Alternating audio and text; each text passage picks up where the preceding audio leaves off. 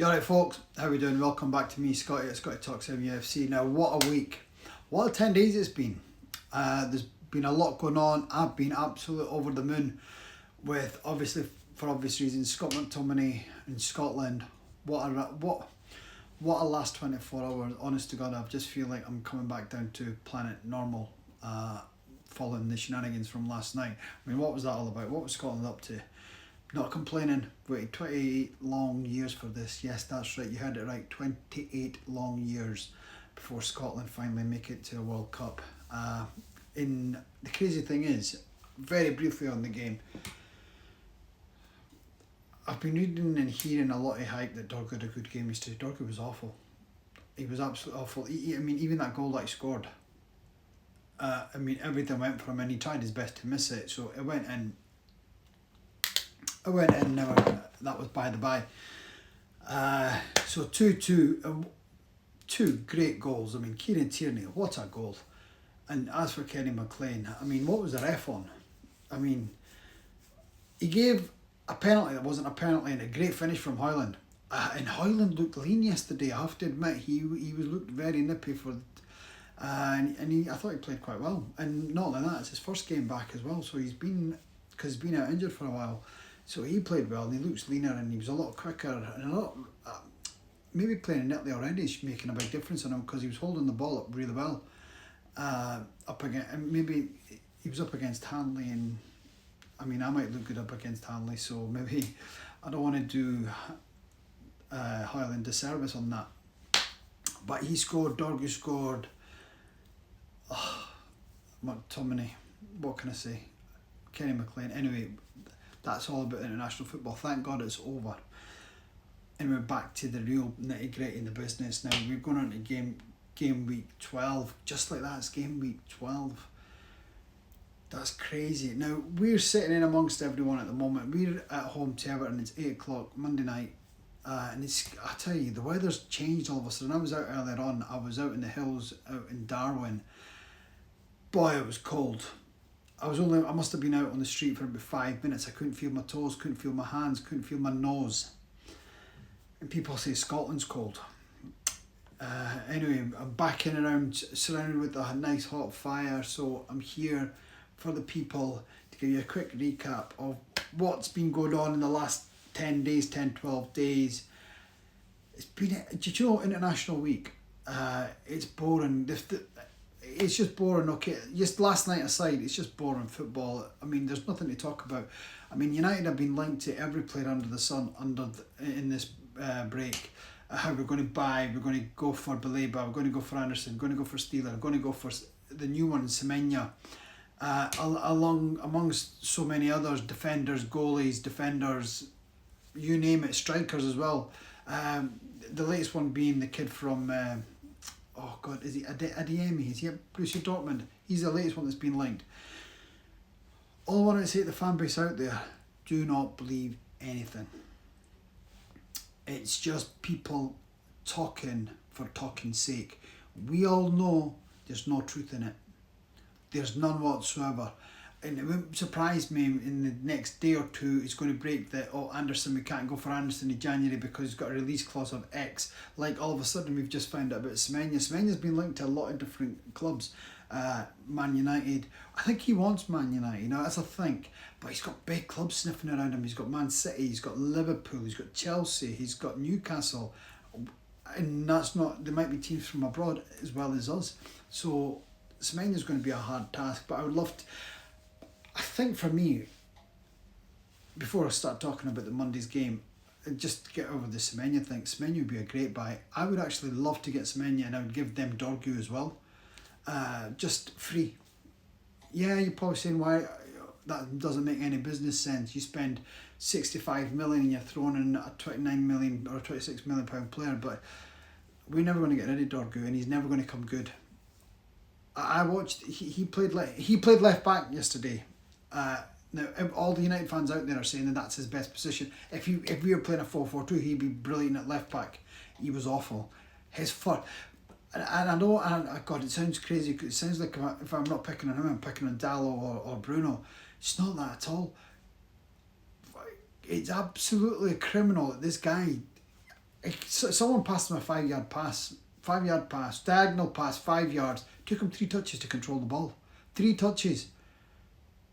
And it was a simple ball. It was a straight pass. And every pass that he was passing back or passing, trying to get side, it was always behind. It didn't have the right way. There was always something wrong with it. Now, I'm not nitpicking, but I want Man United to have the creme de la creme. Like that kid who's at PSG. They're number 3. He gets up and down. Not only that, he gets assists, he gets goals. And we were linked to him about a year ago. But we were never going to get him. That's just the media. That's just the media talking. Again, it was during international break that we got linked to every man under the sun. It's the same every international break. Either players go back there and they moan, "Oh, I'm not playing in my favourite position. This is happening, that's happening." There's always someone whinging. And everyone said Marcus Rashford. Before Rashford left, everyone saying Rashford was the leak. Well, Rashford's not at the club anymore, but the leaks are still there.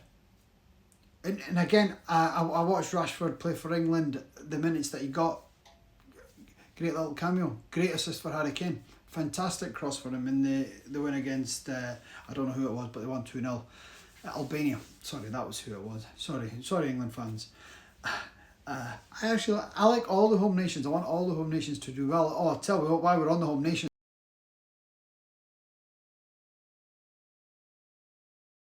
How did this kid parrot? Where did he come from? Not complaining. Long may that run continue. And I'm glad Scotland are through, England are through, Republic of Ireland. I've not checked on the Welsh actually. I don't know. So if someone can fill me in on how Wales did, and if they're automatically through. I know Northern Ireland didn't make it. Well, the last time I looked, it was a mission impossible. I don't know if they've got a route through the playoffs, but I'll leave that for the masses to share that with me. Sorry, the light's just gone off. Just let me put the light back on. Here we go. Now, international week. So we got linked to everyone. For me, I forgot to mention Wharton. That was another one we got linked to. Amongst others, Gomez and Andre and God knows the kid who was at Wolves who's now gone to Saudi as well. Neves. God, you get Ruben Neves was another one. I wouldn't mind João Neves, by the way, but we were linked to Ruben Neves. Now, I just want to say that please do not be taken in by it. I am not fooled by all this talk. It's because it's Man United. They're not talking about any other club. It's always Man United. We're the news. Good or bad, we're the news. Because we're bad, we're like extra news. It's like extra time news for all the tabloids. They just want to know and dig dirt on Man United or what's this player doing who's not on international duty. And it's just driving me bonkers. Now, what I would like to see happen in come December, the 31st of December, I would love to see United actually go and get Belay, but I think he'd make... Now, for me, he'd make all the difference. Now, every United fan I know was really excited to get him in August.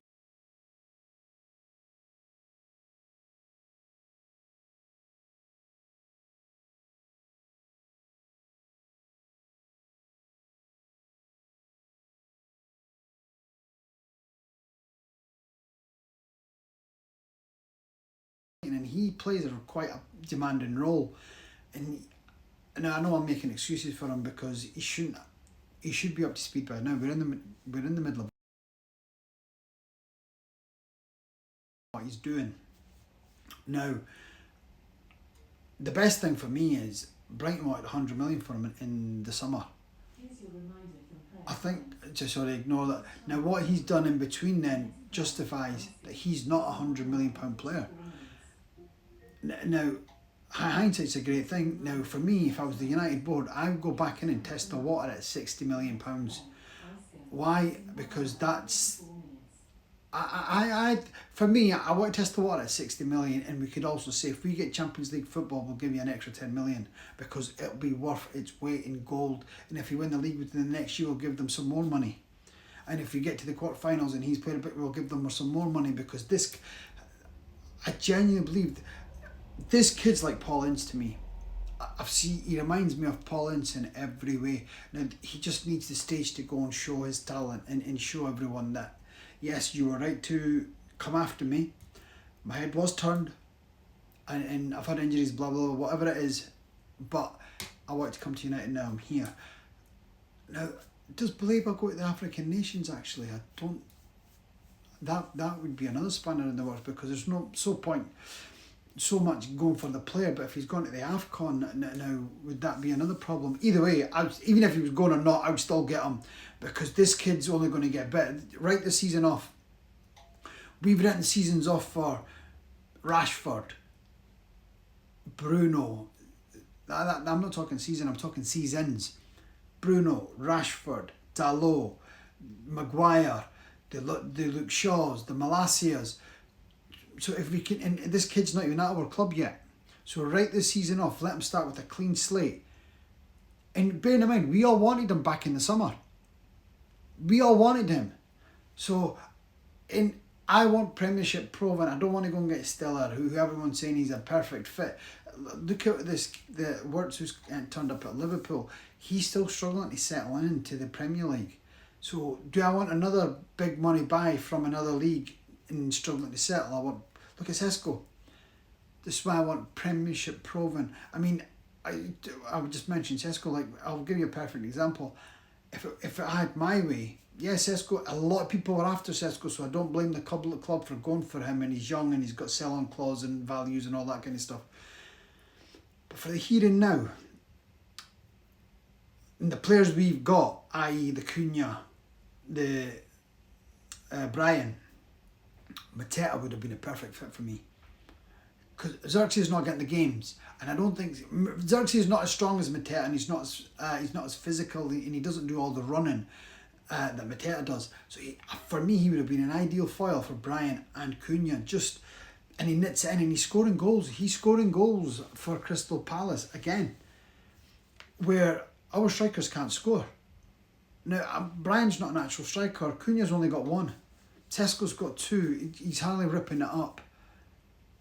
And the hardest thing United have got is, our biggest problem is, our midfield don't create chances. And everyone goes on about Bruno, he's this, he's that, but he doesn't create chances. So everyone else is irrelevant.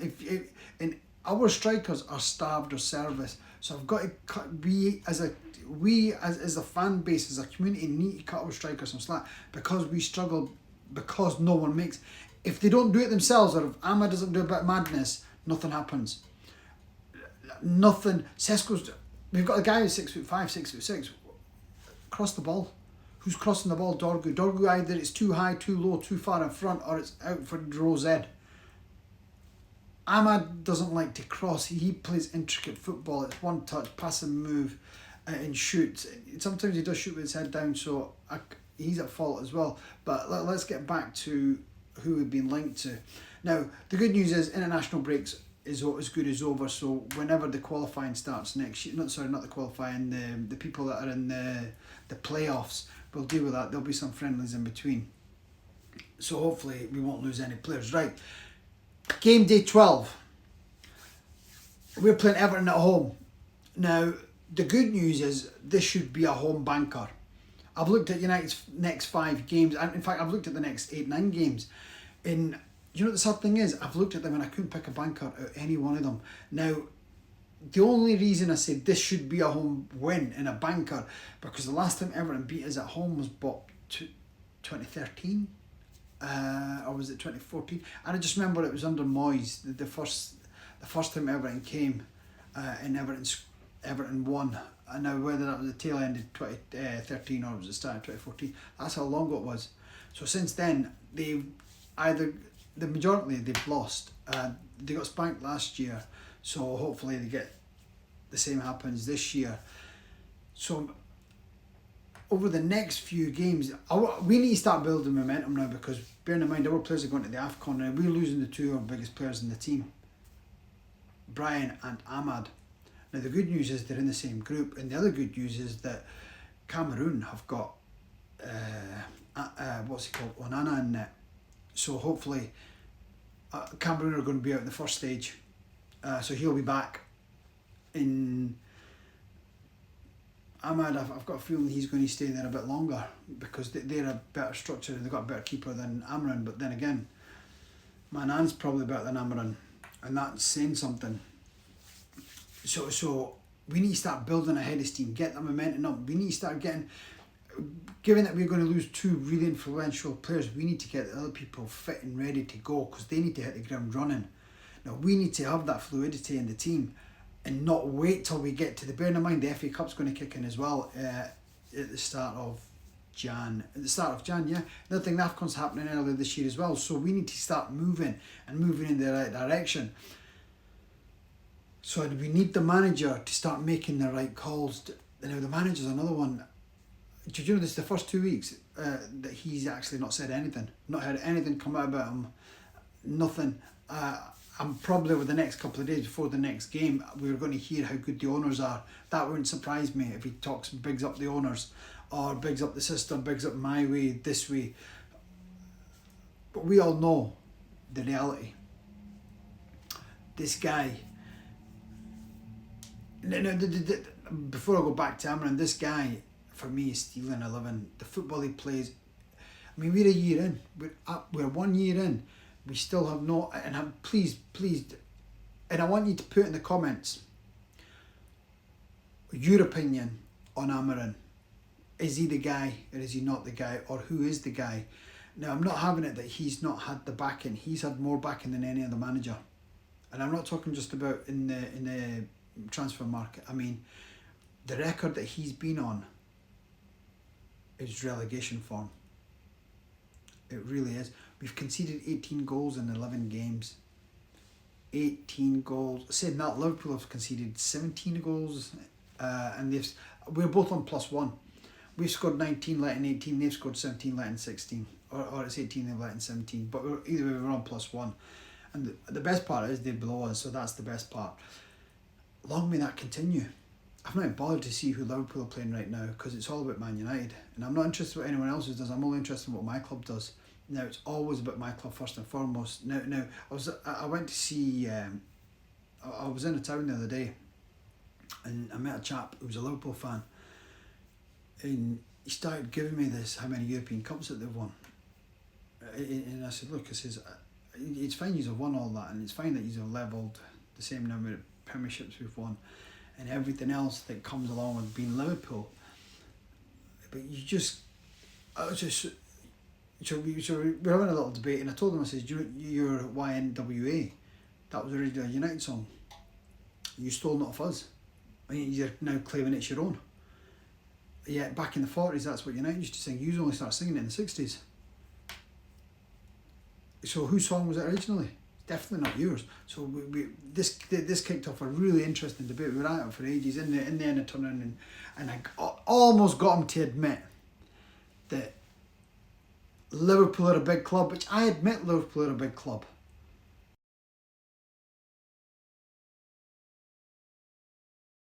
They just need to accept that. Now the bitters will never accept it, and the proof in the pudding is Liverpool are having a stinking season, absolute stinking season after they won the league this year. But everyone's all like, know what Man United are doing.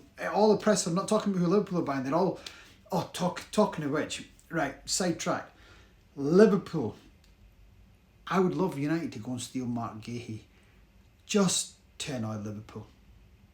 Whether we need him or not, to be fair, I would get Gahey and let Harry go. Now I know that's a big shout. He's younger. He'd probably get him on cheaper wages. So it's worth it will annoy the life out of Liverpool. So that in itself is worth doing. Forget any other aspect to it. Just that is enough for to get that deal done. I'd be going all out, and he's a free agent, or he can talk to agents come January. So why not? Why not? There's no guarantee Liverpool are going to kick on again. There's none whatsoever. Now, I actually thought the manager at risk was Amarin. But their Baldy could be in for a shock as well if they carry on in the way they're going. Now, I know it's a long term, but like I said, it's all about my club. I need to make sure my club's going in the right direction. Now, he's been there 1 year, and his form's been pathetic at best. So yeah, we've got some sort of form. Now, for me, we've lost the last 4 points. But given I was expected to lose against Liverpool, but we've still lost points. It doesn't matter how we look at it. in that last, in the last draws run that we're on, it's 5 unbeaten. Can we get back to winning ways on Monday? I hope we do. Now it should be a home banker. David Moyes doesn't really come up well at Old Trafford. He always seems to get beat, and I hope, like I said, I hope that run continues, because we need to get winning now. Now, I'm glad football's back because I've missed Premier League football. I'm absolutely chomping at the bit. It's a busy weekend. Yeah, of course it is. But it's all about Man United. Now, we're back on Monday. Now, for me, I'm going early and I'm going big. I think we're going to stuff them 3-0. And now, or beat them 3-0, however you want to see it. But I do think we're going to beat them 3-0. I just think our players have gone on international duty. They've actually played quite well. In particular, Bruno scored a hat-trick, but please, 2 penalties, I'm not having it. And the other one was just past him, so let's calm down on the Bruno effect. But overall, I just think our players are. They've had some good moments while they've been okay. But Dorgu aside, everyone else is pretty much qualified. So, and I'm not really bothered about Dorgu because he's not going to start over the other one, Dalot. You know, he's the manager's favourite, so nothing to worry about there. So I'll be back over the weekend. I'm going to be quite active over the weekend because there's loads of stuff going on, and I want the fans to stay tuned. I want the fans to interact with me, and I want us to share, and I want us to grow. I need to grow this community, and I want you to tell me if I'm going wrong. Tell me where I'm going wrong. Where do you want me to improve? What do you want me to talk about? I was meant to be doing my best United team, but I think I'll leave that for another time, just because I've been so involved and so caught up in the emotions of international football with my nation, and there was tennis on and darts, so I've just been here, there, everywhere, and I didn't want to bore people by overloading my content by saying, right, I'm talking about darts, and it's talking about boxing, it's talking about snooker, it's talking about everything else other than Man United, so I tried to stay away from it. But if you want me to talk about it, I'm more than happy, because I love, although it's called Scotty Talks MUFC and it's all about football, but I'm open to other sports as well, because I'm varied. I've got quite a wide variety of sports that I'm genuinely interested in. So if you want me to talk about anything, please do. But let's not forget, it's first and foremost, it's all about Man United and all about the haters and why we're the most hated club in the UK. Other than they can't handle the fact that we're just a big club, not just in the UK but around the world. Haters are going to hate. So, like I said, gone 3-0. I'll do a team sheet, what my selected team preview, probably drop that over the weekend, most likely Sunday, just to get into it. And let's hope there's some good games, good action, and all our people beside us either lose or draw, so we can pick up more points and start climbing that table. Now, everyone have a good weekend. Oh, and wrap up warm, because it's absolutely bitter cold, and apparently there's a yellow warning out there as well. So, yeah, stay warm, stay tuned, and United, let's go. Peace.